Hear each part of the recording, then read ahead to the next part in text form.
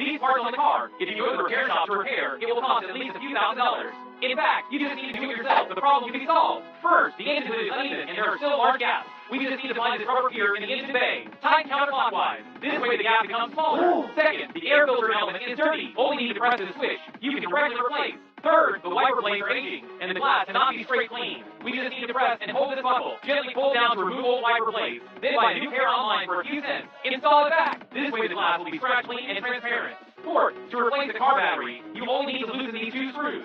Fifth, if the lens of the rearview mirror is damaged, we only need to gently buckle it from the lower part of the rearview mirror to remove the lens. Then go online and buy the same lens for a few cents and put it back in. The installation method is also very simple. Align the reversing mirror with this base. Press lightly, and the reversing mirror lens will be installed.